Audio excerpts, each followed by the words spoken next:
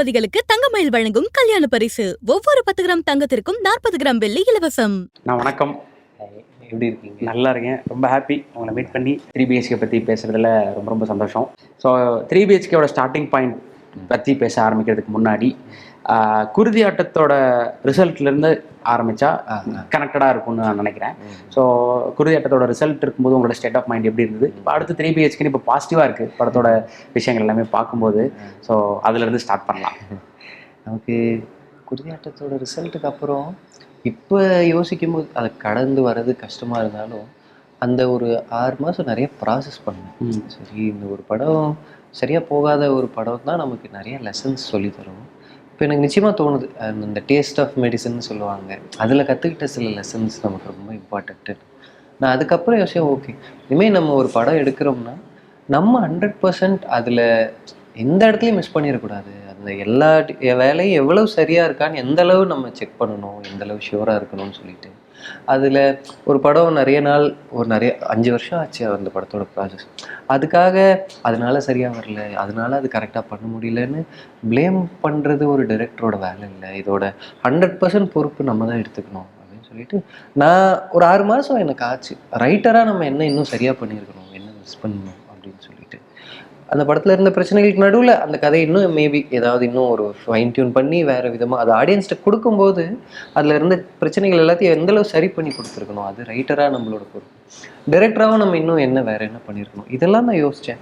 ஏன்னா இதெல்லாம் யோசிக்காமல் நம்ம அடுத்த ஒர்க்கு போயிட வேணான்னு சொல்லிட்டு அதுக்கு முன்னாடி குருதியாட்டம் ரிலீஸ்க்கு முன்னாடி பண்ணலான்னு பேசியிருந்த ஒரு சில படங்கள்லேருந்து கூட நானாகவே போயிட்டு நான் இன்னும் கொஞ்சம் சில விஷயம்லாம் சரி பண்ணிட்டு வரேங்கன்னு சொல்லி அதுலேருந்து நான் பண்ண முடியலன்னு சொல்லி விலைக்கு வந்தேன். அந்த டைமும் அந்த ஸ்டேட் ஆஃப் மைண்டில் எல்லாத்தையும் யோசிச்சு பார்க்குறது ரொம்ப அவசியமாக இருந்துச்சு. ஸோ அதுலேருந்து வெளியே வந்து பண்ண ஒர்க்கு தான் 3BHK. எனக்கு இந்த ஒர்க்கை எனக்கு தெரிஞ்ச அளவு 100% ரொம்ப நேர்மையாக ரொம்ப இது வரைக்கும் எனக்கு அந்த ஒரு விஷயம் ரொம்ப சந்தோஷமாக சொல்ல முடியும். எடுத்த 3 படங்களையும் 100% உண்மையாக உழைச்சிருக்கோம், ஏர்னஸ்டாக உழைச்சிருக்கோம். இதில் நான் இன்னுமே இதுலேருந்து கிடைச்ச லெசன்ஸோட இன்னும் ரொம்ப இந்த படம் ரொம்ப நல்லா வந்திருக்குன்ற மாதிரி. ஏன்னா ஃபர்ஸ்ட் எடுத்தோன்னே ஏன் அந்த படத்தோட ரிசல்ட்னு ஆரம்பிக்கிறேன்னா, ஏன்னா நீங்கள் அடுத்து இது கம்ப்ளீட்டாக வேற ஒரு இது மாதிரி எடுத்தோட்டாக்கள் ஒரு த்ரில்லர், குருதியாட்டம் வந்து ஒரு ஆக்ஷன் ட்ராமா. ஸோ இது ஒரு ஃபீல் குட்டாக ரொம்ப ப்ளசண்ட்டாக ஒரு ஃபீல் வரும்போது ஸோ நீங்கள் அதுலேருந்து நீங்கள் சில விஷயங்களை அன்லேர்ன் பண்ணிட்டு தான் இதை ஆரம்பிச்சிருப்பீங்கன்றது புரிஞ்சுக்க முடிஞ்சது. அதனால தான் அந்த கொஸ்டினை நான் ஃபர்ஸ்ட் கேட்டேன். நீ அதனால எதுவும் இல்லை, எனக்குமே அதை பற்றி பேசுறது முக்கியம்னு நினைக்கிறேன். ஏன்னா நம்ம இது யாரோ ஒருத்தருக்கு யூஸ்ஃபுல்லாக இருக்குது, ஒரு ஃபெயிலியர்லேருந்தோ ஒரு லோலேருந்தோ நம்ம வெளியே வந்துட முடியும்னு அவங்களுக்கு நம்பிக்கை கொடுத்தா ரொம்ப சந்தோஷம் நினைக்கிறேன். ஓகே. ஸோ 3BHKக்கான ஐடியா அதுலேருந்து ஸ்டார்ட் பண்ணணும்னு நினைக்கிறேன். ஒரு ஷார்ட் ஸ்டோரியிலேருந்து நீங்கள் படமாக அது கன்வெர்ட் பண்ணியிருக்கீங்க. அரவிந்த் அவரோட ஷார்ட் ஸ்டோரியில் இருந்தது. பட் அது எந்த அளவுக்கு அந்த கதையில் இருந்தது, அதை நீங்கள் படமாக்குறதுல இருந்தக்கூடிய சுவாரஸ்யமான விஷயங்களை பற்றி பேசலாம். ஆக்சுவலாக இந்த படத்தோட ஒரு ஐடியா நான் அந்த டைம் படிக்கும்போது அந்த கதை எனக்கு ரொம்ப பிடிச்சிருந்தது. ரொம்ப இமோஷனல். ஒரு ஃபேமிலி சொந்த வீடு வாங்கணும்னு ஆசைப்படுவாங்க. அதில் நடக்கிற ஒரு சம்பவம் தான் அந்த கதை. எனக்கு அந்த கதை ரொம்ப பிடிச்சிருந்தது. ஆனால் இந்த படம் இப்போ நீங்கள் அந்த கதையை படிச்சுட்டு இந்த படத்தை பார்த்தீங்கன்னா 100% வேற ஒரு கதை. ஆனால் எனக்கு அந்த தாட் சொந்த வீடு வாங்குறத வச்சு ஒரு கதை பண்ணலாம்லன்னு அந்த தாட் அந்த கதையிலேருந்து ஆரம்பிச்சது. அதனால தான் அந்த கதையை கிரெடிட் பண்ணியிருக்கேன். சூப்பர். இதை எழுதுறதுக்கு அன்னைக்கு நான் இருந்த மனநிலையில் வேற யாரோடையும் டிஸ்கஸ் பண்ணி அப்படி ஒர்க் பண்ண முடியல. நான் அதனால முழுக்க நம்ம லைஃப்லேருந்து இந்த கதையை எப்படி எழுத முடியும், ஸோ வீடுன்றது எனக்கு என்ன அப்படின்னு ப்ராசஸ் பண்ணி அந்த எமோஷன்ஸ் எக்ஸ்பீரியன்ஸ் அதுலேருந்து அப்படியே ஒவ்வொன்றா சேர்த்து பண்ண கதை தான் 3BHK. சூப்பர். ஓகே. ஏன்னா உங்களுக்கு அதுல இருந்து ஒரு ஸ்பார்க் கிடைச்சிருச்சு. அதுக்கப்புறம் நீங்க உங்க லைஃப்ல பார்த்த விஷயங்கள், கடந்து வந்த விஷயங்கள்லாம் வச்சு ஒரு ஸ்கிரிப்ட் பண்றீங்க. எந்த ப்ராசஸ் ஆஃப் டைம்ல உங்களுக்கு ஷுர் இதுதான் நம்மளோட அடுத்த படம், இதுதான் நம்ம அடுத்து பண்ண போற ஸ்கிரிப்ட் அப்படின்றது உங்களுக்கு முடிவாச்சு?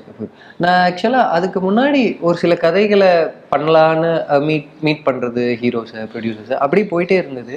ஒரு கட்டத்துல எனக்கே ஏதோ ஒன்று தோணுச்சு, நம்ம இதை 100% பண்ணணும்னு நினைக்கிறோமா அப்படின்னு சொல்லிட்டு நான் வேற ஒரு கதைக்காக பேசிட்டு இருக்கும்போது நம்ம ஃபர்ஸ்ட் ஸ்ட்ரக்சர் பண்றது சொல்லுவோம், கதையை ஒரு ஒன்லைனாக முடிச்சுட்டு அதுக்கப்புறம் எழுதிக்கலாம், அந்த மாதிரி அந்த ப்ராசஸ் போயிட்டு இருந்தது.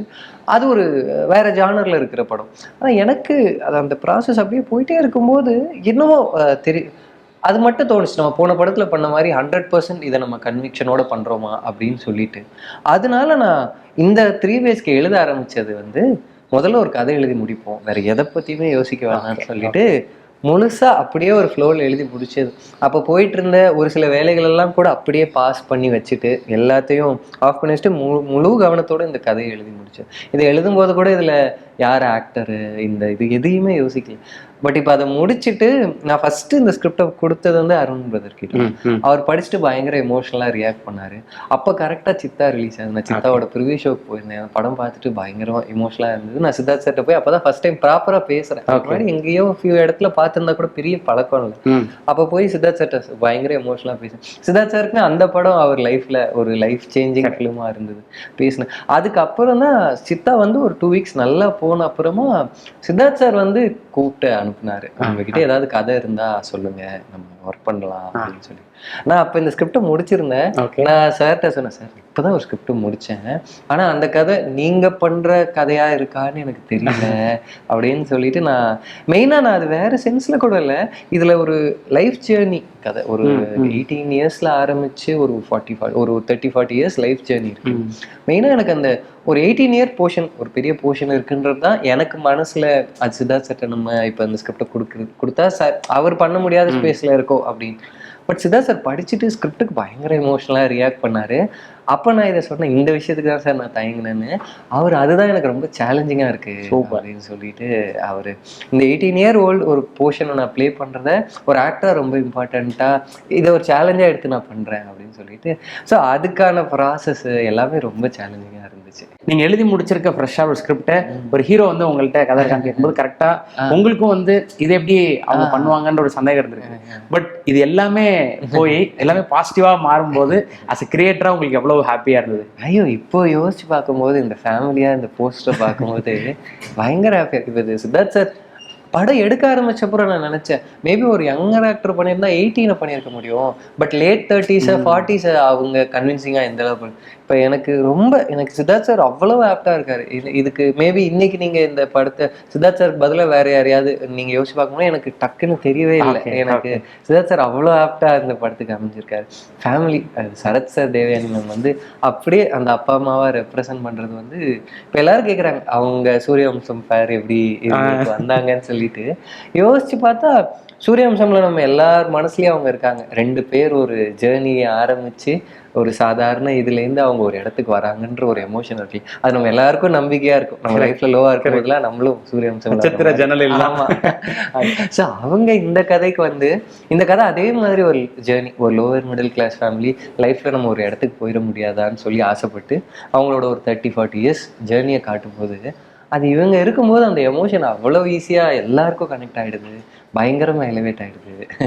அப்புறம் மீதா அவங்க வந்து தேவயானி மேம் வந்த உடனே நான் மீதா முகம் தான் எனக்கு ஞாபகம் வந்து. அவங்க தேவயானி மேம் பொண்ணுன்னா அப்படியே ஆப்டா இருக்கு. அப்படியே நான் ஒரு போஸ்டரா இமேஜின் பண்ணி பார்த்தேன், இவங்க 4 பேர் ஒரு ஃபேமிலியா இருந்தா எப்படி இருக்கும், ஒரு குரூப் போட்டோ. ஸோ அதுதான் இன்னைக்கு நடந்திருக்குன்றது அவ்வளவு சந்தோஷமா இருக்கு. சூப்பர். இன்னைக்கு போஸ்டர் பார்க்கும்போது அவ்வளோ ஆப்டா இருக்காங்கன்னு எனக்கும் தெரியுது. மற்றவங்க பார்க்குறவங்க எல்லாருமே அதுக்கான ரிசப்ஷனை கொடுத்துட்டு இருக்கும்போது இந்த காஸ்டிங்க்குன்னு ஒரு ப்ராசஸ் ஒன்று நடந்திருக்கும். நீங்க இது பார்க்கும்போது ஒரு ஃபீல் இருக்கு. பட் இவங்களை ஒவ்வொருத்தரா உள்ள கொண்டு வரதுக்கு ஒரு ப்ராசஸ் நடந்திருக்கும்ல. Siddharth sir on board. ஆமா, மத்த 3 பேர் எப்படி உள்ள கொண்டு வந்தீங்க? ஆக்சுவலா ஃபர்ஸ்ட் வந்து சித்தார்த் சார் அவர் இந்த கதையை எடுத்து பண்ணுவோம்னு அதுலேயும் ஆக்சுவலா ஒரு டிராஃப்ட் இருந்தது. அது சித்தார்த் சார் வந்த அப்புறமா அது அப்படியே இன்னும் கொஞ்சம் எவால்வ் ஆகி இன்னுமே ஒரு பெட்டர் டிராஃப்ட் ஆச்சு. ஸோ சித்தார்த் சார் வந்து ஷோல்டர் பண்ணிக்கிட்டு நான் அதுக்கு முன்னாடி இது ஒரு எமோஷனலான ஒரு படமான அவர் பேசும்போது தான் எனக்கு இதில் டெக்னிக்கலாக நிறைய சேலஞ்சஸ் இருக்குன்னே அவரோட எக்ஸ்பீரியன்ஸ்லேருந்து எனக்கு தெரிஞ்சிச்சு. ஸோ இப்போ இதுலேயுமே நிறைய மேக்கப்புக்கு இதுக்கெல்லாம் நிறைய எஃபர்ட் இருக்குது சார். மெயினாக 18க்கு மட்டும் இல்லை, வேறு ஏஜ் குரூப்புக்குமே இப்போ இவங்க எல்லாரோட மேக்கப்புக்கு இதுக்கு நிறைய எஃபர்ட்ஸ் இருக்குது. சித்தார்த் சார் அது எல்லாத்துலேயுமே கூட இருந்து அவர் அவ்வளோ சப்போர்ட் பண்ணாரு. நிறைய வீடியோஸ் அனுப்புவாரு, நம்ம இந்த டெக்னீஷியன் போலாமாங்க இந்த படத்துக்குன்னு. அவர் தான் எல்லாத்தையுமே கொண்டு வந்தது. ஸோ சித்தார்த் சார் வந்து அவ்வளோ சப்போர்ட்டா இருந்தார்.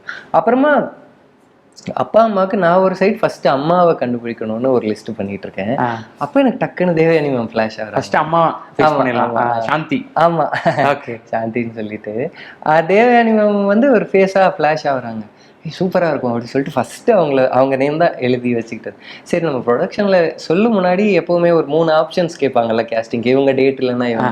சரி, இன்னும் 2 நேம் கண்டுபிடிக்கிறோம். நானும் நிறையா தேடுறேன். 90s ஹீரோயின்ஸ் அந்த ஜென்ரேஷனில் இருக்கவங்களாம் தேடுறேன். எனக்கு தேவயானி மேம்னு ஃபர்ஸ்ட் ஆப்ஷன் போட்டோடனே அதுக்கு ஓரளவு மேட்ச் பண்ற மாதிரி யாரையுமே கண்டுபிடிக்க முடியல. இன்னொன்னு இந்த நீங்க படம் பாத்தீங்கன்னா தெரியும், ஒரு பயங்கர இன்னசென்ட்டான வெளி உலகம் தெரியாத ஒரு அம்மா. அதனால அந்த இன்னசென்ஸுக்கு எனக்கு டக்குன்னு வேற யாரையும் அந்த மாதிரி. ஸோ நான் ஆஃபீஸ் வர அருண் பிரதர் கிட்ட எனக்கு வேற ஆப்ஷனே இல்லை தேவையான ஒன்று. அவரு பிரதர் நான் உங்கள்கிட்ட ஒன்று சொல்லணும்னு, சரத் சார் எப்படி இருக்கும் அப்படின்னு. அது ஒரு சூப்பர். நீங்க தேவையான மேம் சொல்ல, அவர் சரத் சார் சொல்றாரு. அது பயங்கர அப்பதான் ஓ சூரியவம்சம்னு அந்த மாதிரி இருக்கும்ல அப்படி. பட் அது இன்னைக்கு படத்துக்கு அது அவ்வளோ சப்போர்ட் பண்ணி பயங்கர ஒரு பாசிட்டிவ் எனர்ஜி ஒன்று கிரியேட் பண்ணியிருக்கேன். ஸோ அப்புறம் சரத் சார்கிட்ட போய் கதை சொன்னோம். சரத் சார் கேட்டுட்டு மறுநாளே வந்தார். இந்த மாதிரி ஒரு கதைன்னா வந்து கேட்டார், பயங்கரமாக ரியாக்ட் பண்ணார். நான் அதுக்கப்புறமா ஃபஸ்ட்டு இந்த கதை வந்து ஒரு பையனோட லைஃப் ஜேர்னியாக இருந்தது. எனக்கு இப்போ சரத் சார் மாதிரி ஒருத்தர் வராருன்னு உடனே இன்னும் இது வேற ஒரு வருஷன் இன்னும் ஒன்று பண்ணணும்னு யோசிச்சு தான் அதுக்கப்புறம் தான் அடுத்த வருஷனாக ஸ்கிரிப்ட் போனேன். இப்போ வந்து இது ஒரு அப்பா பையனோட கதையா. ஸோ வந்து அதுதான் அது சரத் சார் வந்தவுடனே அது இன்னுமே ஒரு வேற ஒரு டைமென்ஷன்ல ஆட் ஆச்சு. சரத் சார் தேவயானி மேம் எல்லாம் வந்தவொடனே அதுக்கப்புறம் மீதா. ஸோ நான் இவங்களை தேடுற டைம்ல எனக்கு ஃபர்ஸ்ட் வந்தது மீதா. அப்போ விசாரிக்கிறேன் யாரோ ஒரு காமன் ஃப்ரெண்ட் மூலமா, அவங்களுக்கு மேரேஜ் ஒரு 3 monthsல. ஸோ அது வரைக்கும் அவங்க நடிக்க மாட்டாங்க அப்படின்னு சொல்லிட்டாங்க. அதுக்கப்புறமும் நடிப்பாங்களா தெரியல இந்த மாதிரி இருந்துச்சு. ஸோ நான் இவங்க எல்லாரையும் ஃபைன் பண்றேன், பேரலா தேடிட்டு இருக்கேன் இந்த சிஸ்டர் கேரக்டருக்கு. யாரும் கரெக்டா அமையல, எதுவுமே கரெக்டா அமையல. சரி அவங்க இருந்தா நல்லா இருக்கும், பட் அவங்க தான் 3 மாசத்துக்கு இல்லையே இப்படியே நினைச்சிட்டு இருக்கேன். திடீர்னு பார்த்தா ஒரு நியூஸ்ல பாக்குறேன் அவங்க மேரேஜ்ன்னு சொல்லிட்டு. உடனே அவங்க நேத்து மேரேஜ் முடிஞ்சிருக்க ஒரு நியூஸ்ல உடனே அவங்களுக்கு ஃபோன் பண்ணுவாங்க, நம்பரை முடிங்க அப்படின்னு சொல்லி நாங்க மனசாட்சியே இல்லாம மேரேஜ்க்கு மறுநாளே அவங்கள ரீச் பண்ணி இந்த மாதிரி ஒரு படம் இருக்கு நீங்க நடிப்பீங்களா அந்த மாதிரி கேட்டோம். பட் அவங்க இல்ல நான் நடிக்கணும் தான் இருக்கேன். அப்படி இல்லை யார் சொன்னாங்க கல்யாணத்துக்கு அப்புறம் நடிக்க மாட்டாங்க அப்படின்னு சொல்லிட்டு ஐ திங்க் அவங்க நெக்ஸ்ட் டேவே வந்தாங்க, வந்து மீட் பண்ணேன். ஸோ பயங்கர அந்த மீட்டிங்கே ஃபஸ்ட் டைம் மீட்டிங்லேயே நமக்கு 2 பேருக்கு ஒரு வேவ்லென்த் செட் ஆகும்ல, ரொம்ப பாசிட்டிவாக இருந்தது. ஸோ நான் அவங்கள்ட்ட ஸ்கிரிப்ட் கொடுத்துட்டேன். ஏன்னா நான் என்ன எக்ஸ்பிளைன் பண்ணாலும் கன்வின்ஸ் பண்ணாலுமே ஒரு ஹீரோட சிஸ்டர் ரோல் இவங்க நம்மக்கிட்ட ஏதோ சொல்லி கன்வின்ஸ் பண்ணிவிட்டு வேறு மாதிரி ஆயிருமானா அவங்களுக்கு எதுவும் அவங்க அப்படி அவங்களுக்கும் அந்த மாதிரி டவுட்ஸ் வந்துடக்கூடாதுன்றதுக்காக நான் ஸ்கிரிப்டாக கொடுத்துட்டேன். அவங்க மறுநாளே படிச்சுட்டு ரொம்ப பாசிட்டிவாக ரியாக்ட். சூப்பர். நான் மெயினாக அவங்களுக்கு என்ன தேங்க்ஸ் சொல்லணும்னா, அவங்களோட கெரியரில் இந்த ஸ்டேஜில் ஒரு சிஸ்டர் ரோலாக ப்ளே பண்ணுறது ரிஸ்க்குன்னு கூட நிறைய பேர் கண்டிப்பாக சொல்லியிருக்காங்க. பட் அவங்க அதை மீறி இந்த கேரக்டர் மேலே இருக்கிற ட்ரெஸ்ட்டில் என் மேலே இருக்கிற ட்ரெஸ்ட்டில் இந்த படம் பண்ணாங்க. ஸோ அதுக்கு நீட்டாக thanks. Super. So mister Vasudevan and mister Prabhu, ஏன்னா இவங்க 2 பேரோட ஒரு அப்பா பையனோட லைஃப் நீங்கள் சொல்லிட்டீங்க. ஸோ கேரக்டராக ஷேர் பண்ணலாமாண்ணா? வாசுதேவன்றவர் எப்படிப்பட்டவர்? அவர் வந்து ஒரு இது சித்தார்த் சார் உங்களோட பேசும்போது தான் ரொம்ப அழகாக டிஃபைன் பண்ணியிருந்தார். இது உழைக்கிற மக்களோட கதை, சாமி நம்மளை காப்பாற்றுன்னு நம்புகிறவங்க. எனக்கு அடடா நம்ம படத்தை இவ்வளோ ஒரே சென்டென்ஸில் கண்டென்ஸ் பண்ணி சொல்லிட்டாரே, அவர் இப்படி தான் நம்ம படத்தை எவ்வளோ ப்ரிசைஸாக புரிஞ்சிருக்காருன்னு ரொம்ப ஹாப்பியாக இருந்துச்சு. அந்த மாதிரி ஒரு எவ்ரி மேனை ரெப்ரசன்ட் பண்ணுற ஒரு கேரக்டர் தான். இப்போ நம்ம ஒரு எலக்ட்ரிக் ட்ரெயினில் ஒரு 500 பேர் 1000 பேர் டெய்லி வேலைக்கு போய் காலைல போயிட்டு ஈவினிங் வராங்கல்ல, அந்த every man is a super ஹீரோன்னு அவங்கள ரெப்ரசன்ட் பண்ணுற கேரக்டர் தான் சரத் சாரோட கேரக்டர். அவர் ஒரு அக்கௌண்டண்ட்டாக வராரு. நீங்கள் பார்த்தீங்கன்னா இந்த பென் இருக்கும் அவர். ஸோ அந்த டைமில் நோட்டில் அக்கௌண்ட்ஸ் எல்லாம் மெயின்டைன் பண்ணாரு. அதுக்கப்புறம் அப்படியே கம்ப்யூட்டர்ஸ் வரும், அதுக்கு எப்படி அடாப்ட் ஆகிறாரு, அப்படி ஒரு லைஃப் ஜேர்னி இருக்கு. பிரபு வந்து அது அந்த நேமே ரொம்ப நம்ம எல்லாரையும் ரிலேட் பண்ணுற ரொம்ப ஒரு காமனான நேமாக இருக்குன்னு யோசிக்கும் போது எனக்கு டக்குன்னு பிரபு அப்படின்னு ஞாபகம் வந்துச்சு. அது பிரபு யாருன்னா ஒரு ஃபேமிலியை, நம்ம தான் இந்த ஃபேமிலியோட ஃப்யூச்சர், நம்ம இந்த ஃபேமிலியை என்னைக்காவது ஒரு ஆளாக்கிடணும், என்னைக்காவது அப்பா அம்மா ஒரு காரில் கூட்டிகிட்டு போயிடணும் அப்படி நினைக்கிற ஒருத்தர். அவர் லைஃப்பில் அப்பாவுக்கு முன்னாடி நான் ப்ரூவ் பண்ணி காட்டணும், அப்பா என்னை நம்புறாரு, அவருக்கு முன்னாடி நான் ஒரு ஆளை காட்டணும் அப்படின்னு நினைக்கிற ஒரு பையன். நான் எனவே இதை எனக்கு ஸ்ட்ரக்சர் பண்ணும்போது வேற 2-3 வருஷம்னா கூட எழுதி பார்த்தோம். இப்போ ஒரு ஆர்கிடைப் ஆஃப் ஹீரோஸ் நம்ம நிறையா பார்த்துருக்கோம். ஒரு பையன் இருப்பார், அவர் வந்து ஒரு லாஸ்ட் பெஞ்ச் ஆளாக இருப்பார், அரியர் வைப்பார், அப்பாவுக்கு அவருக்கும் இதாக இருக்கும், சண்டை இருக்கும், அவர் ஒரு டைமில் ஒரு ஆள் ஆகிட்டு அப்பா. பட் நம்ம இந்த மிடில் பெஞ்ச் பசங்க இருக்காங்கல்ல, அவங்களோட கதைகள் கொஞ்சம் கம்மியாக இல்லை. அவங்க ரொம்ப பயங்கரமாக அப்படியெல்லாம் இருக்க மாட்டாங்க, ஆனால் அவங்களுக்கு ரொம்ப எக்ஸ்பிரஸ் பண்ணிக்க மாட்டாங்க. ஒரு ஆவரேஜாக படிப்பாங்க, லைஃப்பில் ஏதோ ஒன்று பண்ணிடணுன்ற ஒரு தவிப்பு இருக்கும், அதுக்காக பயங்கரமாக உழைப்பாங்க. அந்த மாதிரியான ஆட்களை ரெப்ரசன்ட் பண்ணுற ஒரு கேரக்டர் தான் இப்போ சித்தார்த் சாரோட கேரக்டர். நீங்க சொன்ன மாதிரி தேவயானி மேமோட கேரக்டர் வந்து ஒரு வெள்ளந்தியான இன்னசென்ட்டான ஒரு அம்மா ஃபேமிலியை பார்த்துட்டு அப்படியான ஒரு கேரக்டர். வேற சில இம்பார்ட்டன்ட் மொமெண்ட்ஸ் இருக்கு அவங்களுக்கு இந்த படத்துல. அவங்களுக்கு இன்ஃபேக்ட் சாந்தின்னு பேர் வச்சது கூட ஒரு வீடை ரெப்ரசன்ட் பண்ற பேரா என்ன வைக்க முடியும்னு தேடும்போது நிறைய வீட்டுக்கு சாந்தி இல்லம்னு பேர் வைக்கிறது, ஏன்னா அந்த அமைதியை வீடுக்கு நல்லது நடக்கும்னு ரெப்ரசன்ட் பண்ண ஒரு வேர்டா இருந்தது. ஸோ அதை இவங்களுக்கு பேரா வச்சு இவங்க தான் இந்த ஃபேமிலியை ஹோல்ட் பண்ற ஒரு ஃபோர்ஸா இருப்பாங்க. இவங்க எல்லாரையும் வேற எந்த பிரச்சனைகள் வந்தாலும் இவங்க எல்லாரையும் யுனைட் பண்ணி கூட்டிட்டு போற ஒரு கேரக்டரா தேவயானி ப்ரொடக்ஷன். ஆமா, இது எனக்கு உண்மையிலேயே தெரியல. நான் இதெல்லாம் நேமெல்லாம் இது பண்ணிட்டு மறுநாள் காலைல வந்து ஆஃபீஸ்ல சொல்றேன் ஏடி யாருக்கிட்டயோ இந்த மாதிரி சாந்தின்னு அம்மாவோட பேர் இருந்தா, அப்பதான் நம்ம கம்பெனி பேர்ல சாந்தி டாக்கீஸ். அது வரைக்கும் எனக்கு அது ரியலைஸே ஆகல. இன்ஃபேக்ட் அருண் பிரதர் கூட இருந்தது, நம்ம அப்படி வச்சா வேற மாதிரி நினைச்சுக்க போறாங்க. இல்ல இது ரொம்ப நம்ம ஜென்யூனா ஒரு ரீசனோட வைக்கிறோம், ஒரு தீமோட இருக்கும் இந்த பேருன்னு சொல்லிட்டு வச்ச பேர் தான் சாந்தி. சூப்பர். இப்போ ஏன்னா உங்களோட படங்கள்ல வந்து லீட் கேரக்டர்ஸ் தாண்டி சப்போர்ட்டிங் கேரக்டர்ஸ்க்கு ரொம்ப அழுத்தமான ஸ்பேஸ் இருக்கும். அது 8 தோட்டக்கல்ல இருக்கலாம், குருதி ஆட்டத்துல இருக்கலாம். ஸோ இதுலயும் வந்து சப்போர்ட்டிங் கேரக்டர்ஸும் நிறைய இருக்காங்கன்றது புரிஞ்சுக்க முடியுது. நிறைய நல்ல சப்போர்ட்டிங் கேரக்டர்ஸ் இருக்காங்க. நாங்களுமே இது வரைக்கும் இப்போ இந்த ஃபியூ டீசர்ஸ்ல இவங்கள தான் ஃபர்ஸ்ட் நம்ம இவங்கள பத்தி சொல்லியிருக்கோம். ப்ராபப்லி ட்ரெய்லர்ல அடுத்து வர எலமெண்ட்ஸ்ல மற்ற கேரக்டர்ஸை முடிஞ்ச அளவு உங்களுக்கு சொல்லணும்னு ஆசை. ஃபர்ஸ்ட் யோகி பாபண்ணா வந்து ரொம்ப நாளாக ஒர்க் பண்ணோன்னு பேசிட்டு இருப்போம். அது ஏதோ ஒரு டைமாக அமையாமல் இருந்துச்சு. இந்த கேரக்டர் நான் போய் சொன்னோடனே ரொம்ப ஹாப்பியாக வந்து பண்ணி கொடுத்தாங்க. இன்ஃபேக்ட் எனக்கு அவரோட கேரக்டரை படம் ஃபுல்லாக வர மாதிரி பண்ணணும்னு ஆசை.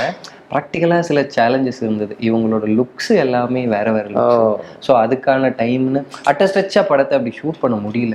ஸோ அதனால ஒரு போர்ஷன் ஷூட் பண்ணுவோம், திருப்பி இவங்க வேற லுக்குக்கு வெயிட் கெயின் பண்ணுறது, அதுக்காக ஒரு கேப் இருக்கும். ஸோ அப்படி ஒரு 5 டிஃப்ரெண்ட் போர்ஷன்ஸை அப்பப்போ இது பண்ணி ஒரு 8 months ஷூட் பண்ணுறதுக்கு இருந்துச்சு. ஸோ அதனால என்னால் யோகி பாபண்ணாவை நான் இன்ஃபேக்ட் ஒவ்வொரு எபிசோட்லேயும் ஒரு சீன்லாம் அவருக்கு எழுதிடுவேன் படத்துல வர மாதிரி. ஆனால் அப்போ கரெக்டாக அவரோட டேட் இருக்காது அந்த டைமில். ஸோ இப்போ அவர் ஒரு 2 போர்ஷனில் வராரு படத்தில். அந்த 2 போர்ஷன்ல ரொம்ப ஹாப்பியா இருக்கு. அவர் டப்பிங்ல பார்த்து கூட நல்லா இருக்கு, படம் ஃபுல்லா நான் வந்திருக்கலாமே அப்படின்னு சொல்லிட்டு கேட்டாரு. எனக்கு இன்னொன்னு, அவரோட இந்த படம் ஒர்க் பண்ணும்போது யோகி பாபண்ணாவோட ஒரு ஃபுல் லென்த் படம் ஒன்று பண்ணிடணும் அப்படி இருந்துச்சு. அவரு சீன்ஸ் அவ்வளவு சூப்பரா எலிவேட் பண்றாரு.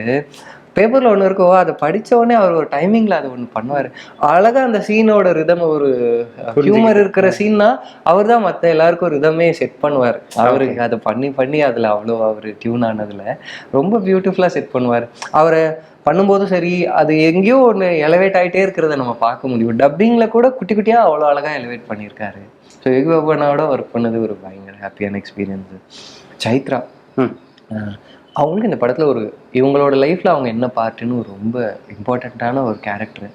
அவங்க ரொம்ப பியூட்டிஃபுல்லான ஆக்டர். அவங்க இன்ஃபேக்ட் நான் அவங்க வரும்போது அவங்களுக்கு தமிழில் ரொம்ப ஃபியூ வேர்ட்ஸ் தான் தெரியும் இந்த படத்துக்காக அவங்கள்ட்ட பேசும்போது.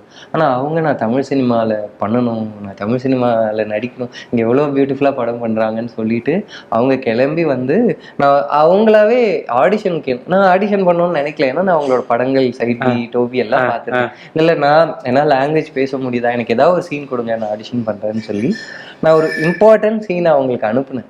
அந்த சீனை படித்து அவங்க பயங்கர ஹாப்பி ஆகிட்டு இந்த சீனுக்காகவே நான் இந்த படம் பண்ணணும்னு சொல்லி கிளம்பி வந்து ஆடிஷன் அந்த சீன் அவ்வளோ பியூட்டிஃபுல்லாக பெர்ஃபார்ம் பண்ணாங்க. எனக்கு அவங்கள மீட் பண்ண அப்புறமே வேற ஆப்ஷனே யோசிக்க முடியல அந்த ரோலுக்கு.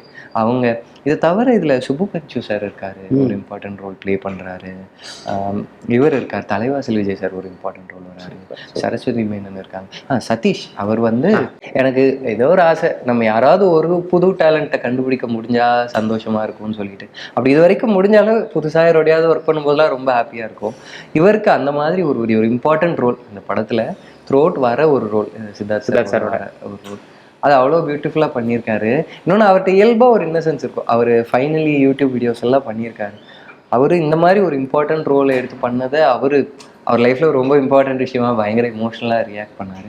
அவரோட இன்னசென்ஸும் சரி, அவரோட நேச்சரே இந்த கேரக்டருக்கு ஒரு புது ஃப்ளேவரை ரொம்ப ஆர்கானிக்காக கொடுத்துருக்கு. அது ரொம்ப ஹாப்பியாக இருக்கு. சூப்பர்ண்ணா, சூப்பர். ஏன்னா டெக்னிக்கலாகவும் பயங்கரமாக ஸ்ட்ராங்காக இருக்குன்றது புரிஞ்சுக்கூடாது. ஏன்னா அம்ரித் அவரோட ஃபர்ஸ்ட் தமிழ் படம், இப்போ வருஷங்களுக்கு சேஷம்ல அவர் மியூசிக் வந்து பயங்கர ஹிட்டு.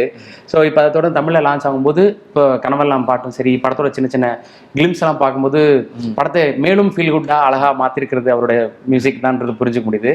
ஸோ அவரை பற்றி பேசலாம். அவரை நம்ம லான்ச் பண்ணுறோம் அப்படின்ற போது அம்ரித்தை வந்து எனக்கு அம்ரித்தோட சாங்ஸை இன்ட்ரடியூஸ் பண்ணது அருண் தான். ஃபஸ்ட்டு யார் டெக்னிக்கல் டீமாக யார் போகலாம் அப்படின்னு அங்கே ஏதோ ஃபியூ ஆப்ஷன்ஸ் பார்த்துட்டு இருந்தோம். நான் இந்த படத்தை ரொம்ப பர்சனலாக எடுத்து ஓன் பண்ணி ஒர்க் பண்ணுற ஒரு மியூசிக் டைரக்டர் இருந்தால் நல்லாயிருக்கும், கொஞ்சம் இந்த படத்துக்கு எக்ஸ்ட்ரா டைம் ஸ்பெண்ட் பண்ணக்கூடிய ஒருத்தர் இருந்தால் நல்லாயிருக்கும்னு நினச்சிட்டு இருந்தப்போ தான் அருண் பிரதர் ஒரு நாள் யாரோ சொல்லி இவரோட பாட்டெல்லாம் கேட்க ஆரம்பிச்சு எனக்கு ஏர்லி மார்னிங் ஒரு 3:30க்கு 2-3 வாட்டி கூப்பிட்டுருந்தாரு. நான் நல்லா தூங்கிட்டேன். நான் காலையிலேருந்து என்ன பிரதர் நைட்டு இத்தனை வாட்டி கூப்பிட்றீங்கன்னு பதட்டம் அடித்தேன். நீங்கள் வாட்ஸ்அப் பார்த்தீங்களான்னாரு. இல்லை பிரதர் நான் நீங்கள் பாருங்களேன்னா இவரோட சாங்ஸ் எல்லாம் எனக்கு அனுப்பியிருந்தாரு. ஓகே. ஸோ நான் நைட்டு இவரோட சாங்ஸ் கேட்டேன், அவரோட ஹிந்தி சாங்ஸு. அப்புறமா அப்போ தான் வருஷங்களுக்கு சேஷமோட ஃபியூ சாங்ஸ் வந்துருந்துச்சுன்னு நினைக்கிறேன். ஸோ அதெல்லாம் கேட்டுட்டு எனக்கு இந்த இவர்கிட்ட அவ்வளோ ஒரு சோல் இருக்குது இவரோட மியூசிக்கில், நம்ம இவர் போனால் நல்லா இருக்கும்னு தோணுது. எனக்கு அந்த சாங்லாம் கேட்டு அந்த ஹாப்பினஸில் உடனே என்னால் சும்மா இருக்க முடியல. அதான் உங்களுக்கு மிட் நைட்டாக இருந்தாலும் உங்களை மீட் பண்ணணும்னு அடித்தேன்னாரு. ஸோ அப்படி அந்த சாங்ஸை கேட்டுட்டு அப்போ தான் நான் ஞாபகம் கேட்குறேன், பயங்கரமாக இருந்துச்சு. அதுக்கப்புறமா அம்ரித்தை மீட் பண்ணேன். ஸோ அம்ரித் அதே தான் நம்ம இந்த படத்துக்கு ரொம்ப இமோஷ்னலாக ஒரு மியூசிக் ஒன்று பண்ணியிருக்காரு, ரொம்ப ஓன் பண்ணியிருக்காரு.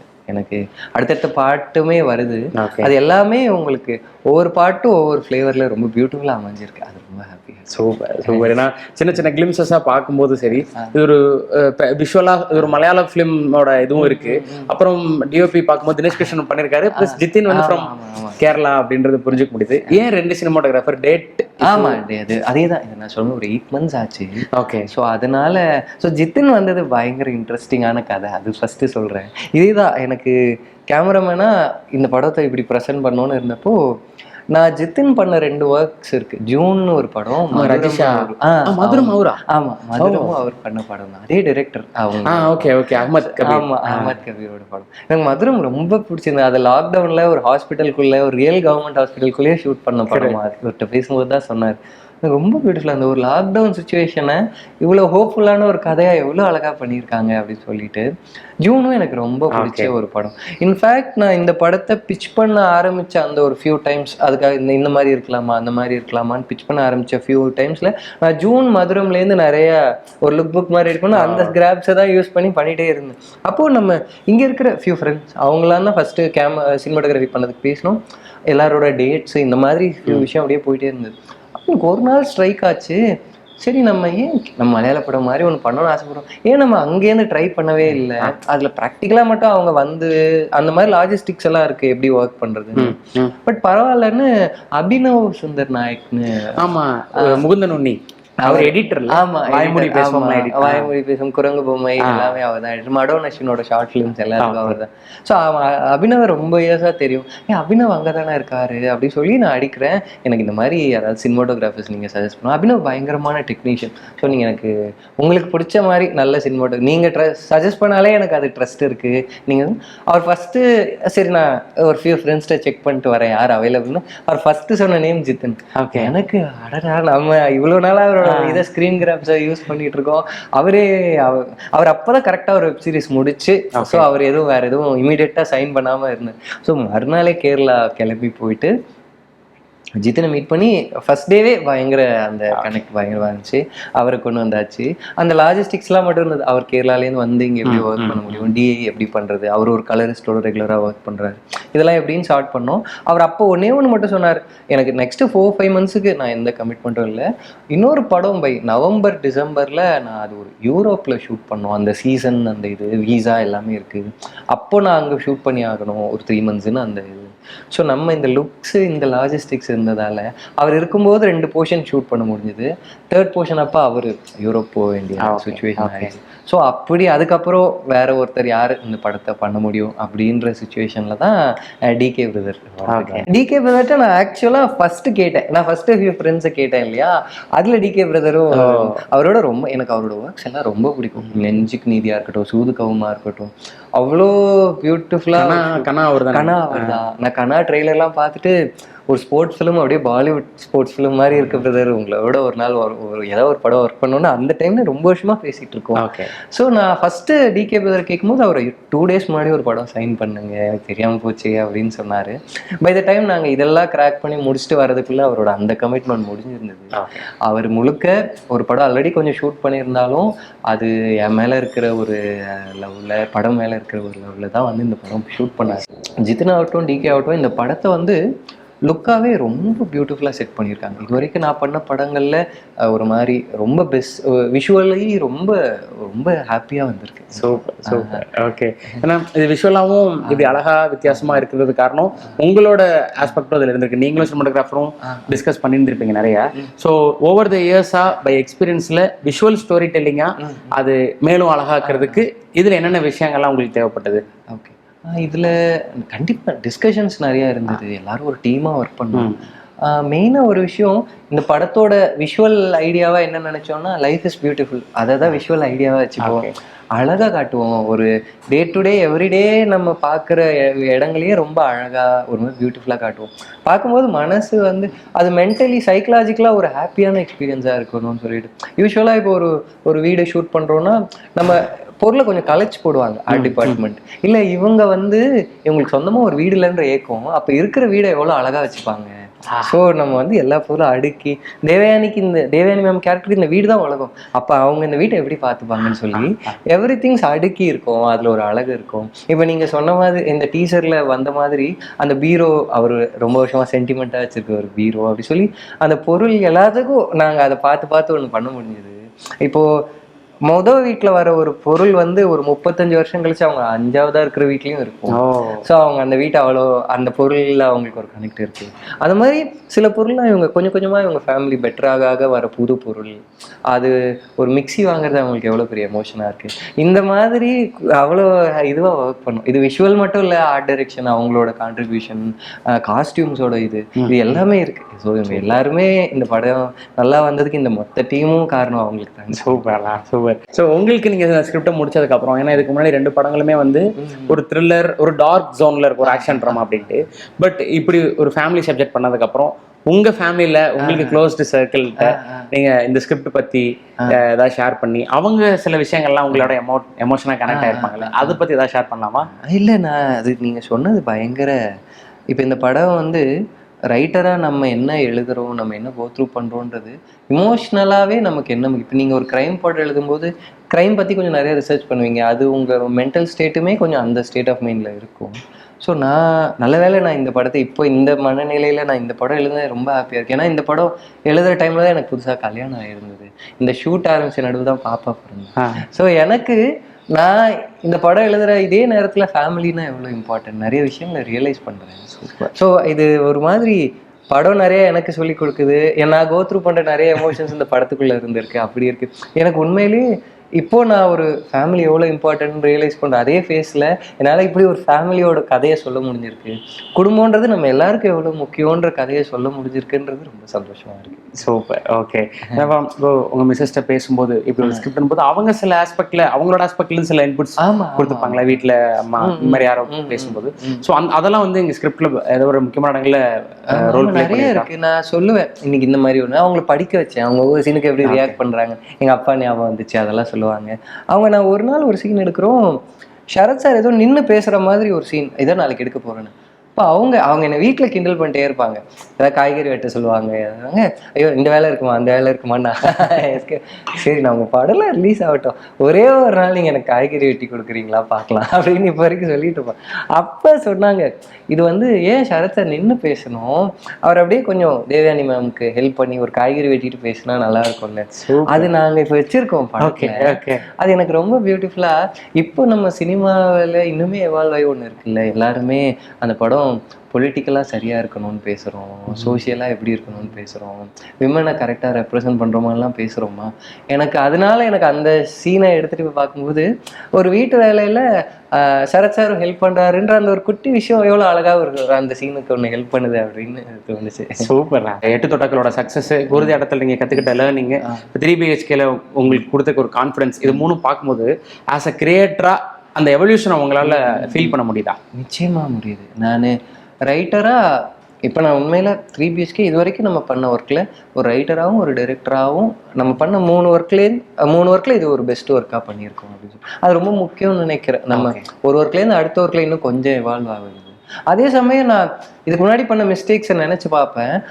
அதை ரொம்ப அதுக்கு கில்ட்டாகவும் அவசியம் இல்லை, ஒன்று செஞ்சு தானே கற்றுக்க முடியும் அப்படின்னு சொல்லிட்டு. ஸோ நான் இன்னைக்கு ஒரு 3BHKல இருக்கிற பக்குவத்துக்கு வந்ததுக்கு 8 தொட்டாக்களுக்கும் சரி குருதியாட்டமுக்கும் சரி தேங்க்ஸ் சொல்லிக்கணும் அப்படின்னு நினைக்கிறேன். இப்போ ஒரு கதையை யோசிக்கும் போது வெறும் நரேட்டிவா இந்த சம்பவம் இதுக்கு அடுத்து என்ன சம்பவம்னு யோசிக்காம அதுக்கு முன்னாடி இந்த கதையை ஏன் சொல்லணும்னு நினைக்கிறோம், இந்த கதை இமோஷ்னலாக சரியாக இருக்குன்றது ஒன்று, மாரலாக சரியாக இருக்கா, பொலிட்டிக்கலாக சரியாக இருக்கா, இன்னொன்று நம்ம வாழ்கிற இந்த டைம் இருக்குல்ல, இந்த கதை நடக்கிற டைமில் இந்த கதையை செட் பண்ணுறோன்னா ஓரளவு அந்த டைமோட விஷயங்களை ரிஃப்ளெக்ட் பண்ணுற மாதிரி பண்ண முடிஞ்சால் மேபி ஒரு 10 இயர்ஸ் கழிச்சு பார்க்குற யாரோ ஒருத்தருக்கு 2025 சென்னை இப்படி இருந்துச்சுன்னு அதில் ஒரு சின்ன ஒரு டாக்குமெண்டேஷனும் இருந்தால் அது அப்படி ஒரு ரெஃபரன்ஸாக ஒரு ஹிஸ்டாரிக்கல் பதிவாக இருந்தால் நல்லாயிருக்கும் அப்படின்ற பக்குவெல்லாம் இப்போ தான் வந்துருக்கு. Super super.